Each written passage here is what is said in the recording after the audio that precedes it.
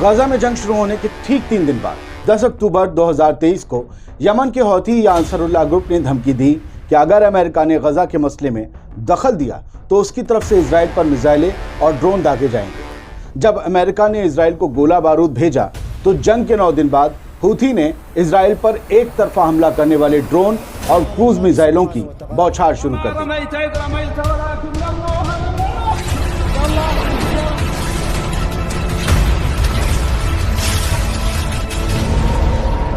इसके कुछ दिन बाद हौथीज ने मध्यम दूरी की बैलिस्टिक मिसाइल दागकर हमला बढ़ा दिया, जिसे इजराइल के एरो 2 डिफेंस सिस्टम ने रोक दिया।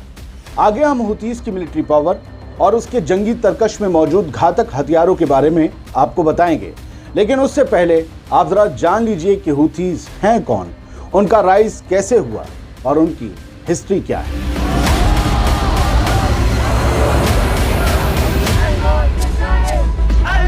لسنا مستعدين أن نرى اليهود يعبثون في البلاد الإسلامية هنا وهنا فنسقط.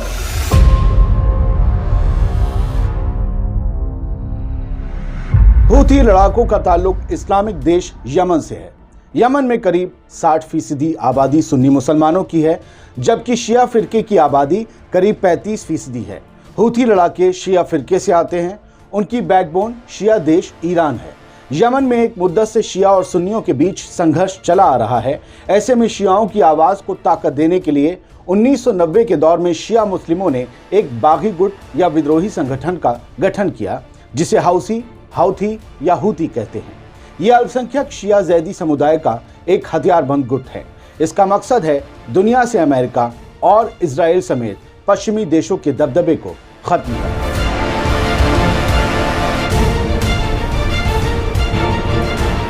إذا كان لدى الأمريكي التوجه أن يصعد أكثر وأن يورط نفسه أكثر. हुसैन बदरुद्दीन अल हूती ने इस हूती विद्रोहियों के गुट की नींव रखी थी। उन्हीं की लीडरशिप में इस ऑर्गेनाइजेशन ने यमन के तब के राष्ट्रपति अली अब्दुल्ला सालेह और यमन की सरकार के खिलाफ लड़ाई छेड़ी। हूती गुट का गठन साल 1990 में राष्ट्रपति अब्दुल्ला सालेह के करप्शन से लड़ने के लिए हुआ था। जैसा कि अभी आपको मैं बता चुका हूं कि इसके संस्थापक हुसैन अल हूती थे। उन्हीं के नाम पर इस संगठन का नाम हूती पड़ा। हूती विद्रोही अमेरिका और इजराइल को अपना दुश्मन मानते हैं। वो ईरान के हिजबुल्ला और फिलिस्तीन के हमास को सपोर्ट करते हैं। साल 2004 में यमन की सेना ने हुसैन बदरुद्दीन अल हूती को मार गिराया था। बदरुद्दीन की मौत के बाद 10 साल के अंदर ये संगठन इतना मजबूत हो गया कि इसने साल 2014 में यमन की राजधानी सना पर कब्जा कर लिया। साल 2014 में वो राष्ट्रपति के पद पर अली अब्दुल्ला सालेह के उत्तराधिकारी बने अब्दुल मंसूर हादी के खिलाफ उठ खड़े हुए। इस कदम से हूती सियासी तौर पर यमन में काफी मजबूत हो गए। साल 2015 में हूती विद्रोहियों ने यमन के सादा प्रांत पर कंट्रोल कर लिया।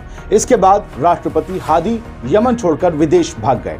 सऊदी अरब ने सैन्य दखल से हूती विद्रोहियों को हटाया और फिर से हादी सत्ता में आ गए और फिर हूती और सऊदी अरब के बीच एक लंबा टकराव शुरू हो गया, जो 9 सालों तक चला और सीज फायर पर जाकर खत्म हुआ। इस दौरान लाखों लोगों ने सिविल वॉर का दर्द झेला। अब यमन की ज्यादातर आबादी हूती विद्रोहियों के कंट्रोल में रहती है। उनका संगठन देश के उत्तरी हिस्से में टैक्स वसूलता है और अपनी करेंसी भी छापता है। अब चूंकि हूती शिया मुस्लिमों का गुट है तो उनका झुकाव ईरान की तरफ ज्यादा है।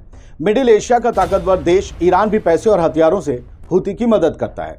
हूती की मिसाइल ताकत ने दुनिया के वॉर एक्सपर्ट्स के बीच फिक्र पैदा कर दी है। सितंबर में ही हूतीज ने अपनी नई तूफान बैलिस्टिक मिसाइल की परेड की थी, जो ईरान की गदर H और गदर F मिसाइल की जैसी दिखती है। इजराइल की सुरक्षा को भेदने में बार बार नाकामयाब होने के बाद हूतीज ने अलग अलग रणनीति अपनाई। 16 नवंबर 2023 को उन्होंने प्लान किया कि जब तक इजराइल गाजा पर अपने हमले खत्म नहीं कर देता, तब तक यमनी समंदर के संकरे रास्ते बाब अल मंदेब और उसके आसपास से इजराइल से जुड़े जहाज़ों और उनकी हिफाजत में किसी भी देश के लगे युद्धपोत यानी वॉरशिप को गुजरना तो दूर, उन्हें मारकर समंदर में दफन कर दिया जाएगा। इसके बाद ही हूथी के नेवल फौजियों ने गैलेक्सी लीडर नाम के एक समुद्री जहाज पर कब्जा कर लिया था और इसके बाद लाल सागर में अब तक हुए हमलों और उथल पुथल की कहानी तो आप सब जानते ही हैं, उसे यहाँ पर डिस्कस करने से कोई फायदा नहीं है। अब हम बात करेंगे हूथी की डिफेंस पावर।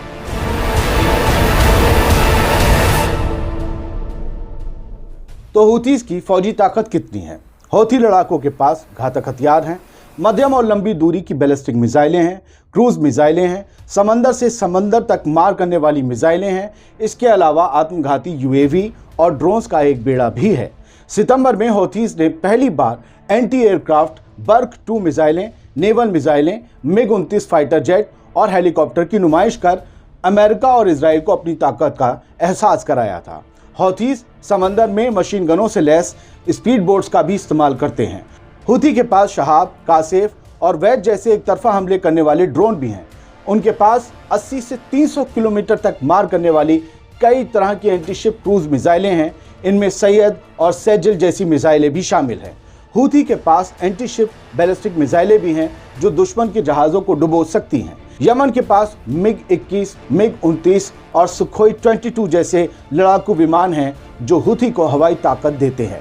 हूथी या अंसारुल्लाह मूवमेंट में करीब 4 लाख हथियारबंद लड़ाके होने का दावा किया जाता है, जो अपने आप में एक बहुत बड़ी फौज है।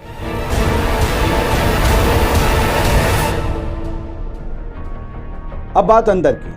7 अक्टूबर को इजराइल पर हुए हमलों से पहले यमन के हूथीज सरकारी सुधारों की लचरता और अपने कब्जे वाले इलाकों में सही से सैलरी न दे पाने जैसे मुद्दों पर घरेलू दबाव में आ रहे थे। लेकिन गाजा के लोगों के समर्थन में उठ खड़े होने से वो एक बार फिर से आम यमनियों के हीरो बन गए। यानी गाजा को सपोर्ट करना हूथी के लिए घरेलू मुद्दों पर राहत देने वाला कदम साबित हुआ और यही वजह है कि वो जोर शोर से हर रोज गाजा के साथ खड़े होने का दम भर रहे हैं।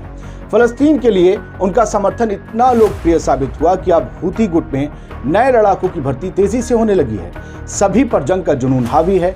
इन्हीं के दम पर हूथी गुट के लीडर सीधे अमेरिका को धमकी दे रहे हैं। फिलहाल गाजा के लिए यमन का बढ़ता सपोर्ट दुनिया भर के मुसलमानों में भी हूथी लड़ाकों को हीरो बना रहा है और लाल सागर में उसका बढ़ता रुतबा अमेरिका और इजराइल की मुश्किलें लगातार बढ़ाता जा रहा है। अब सवाल ये है कि क्या इस मुश्किल से पार पाने के लिए सुपर पावर अमेरिका अब यमन के खिलाफ कोई सख्त कदम उठा सकता है?